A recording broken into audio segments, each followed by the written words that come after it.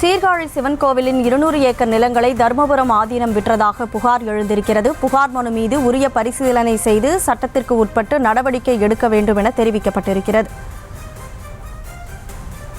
சீர்காழி சிவன் கோவிலின் 200 ஏக்கர் நிலங்களை தர்மபுரம் ஆதீனம் விற்றதாக புகார் எழுந்திருக்கக்கூடிய நிலையில் புகார் மனு மீது உரிய நடவடிக்கை எடுக்க வேண்டும் என உத்தரவானது பிறப்பிக்கப்பட்டிருக்கிறது. இந்து சமய அறநிலையத்துறைக்கு இந்த உத்தரவானது பிறப்பிக்கப்பட்டிருக்கிறது. அந்த அண்மை செய்தியை பார்த்துக் கொண்டிருக்கிறோம். கூடுதல் விவரங்களோடு செய்தியாளர் மதியழகன் இணைப்பில் இருக்கிறார். வணக்கம் மதியழகன், இந்த வழக்குடைய பின்னணி என்ன?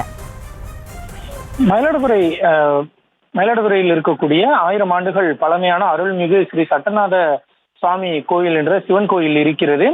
இந்த கோயிலை பொறுத்தவரை இதற்கு சொந்தமாக 500 ஏக்கர் விவசாய நிலங்கள் உள்ளன.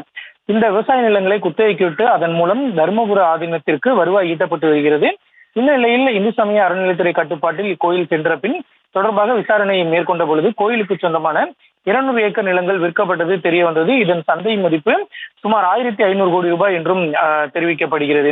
இதே போல சமீபத்தில் இக்கோயிலின் கண்காணிப்பாளர் தர்மபுர ஆதீனத்துடன் இணைந்து 8 ஏக்கர் நிலத்தை தனிநபர் மாற்றியுள்ளதை எதிர்த்து புகார் அளித்தும் இதுவரை நடவடிக்கை இல்லை என்றும், கோயில் நிலத்தை மீட்க உத்தரவிடக் கோரி தமிழக இந்து சைவ கோவில்கள் பாதுகாப்பு மற்றும் தெய்வ நெறி பரப்பும் சங்கம் சார்பில் சென்னை உயர்நீதிமன்றத்தில் மனு தாக்கல் செய்யப்பட்டது. இந்த வழக்கு நீதிபதி எம் தண்டபாணி முன்பு விசாரணை கொண்ட பொழுது மனுதாரர் தரப்பில் ஆஜரான வழக்கறிஞர் சீர்காழியில் உள்ள அருள்மிகு ஸ்ரீ சட்டசுவாமி கோயிலின் நிலங்களை தனிநபருக்கு மாற்றிய தர்மபுர ஆதீனம் மற்றும் கண்காணிப்பாளர் மீது நடவடிக்கை எடுத்து கோயில் நிலங்களை மீட்க வேண்டும் என தெரிவித்தார். இதனை பதிவு செய்து கொண்ட நீதிபதி 6 வாரங்களில் மனுதாரரின் புகாரும் மனு மீது உரிய பரிசீலனை செய்து சட்டத்திற்குட்பட்டு நடவடிக்கை எடுக்க இந்து சமய அறநிலையத்துறைக்கு உத்தரவு ஒன்றை பிறப்பித்திருக்கிறார்.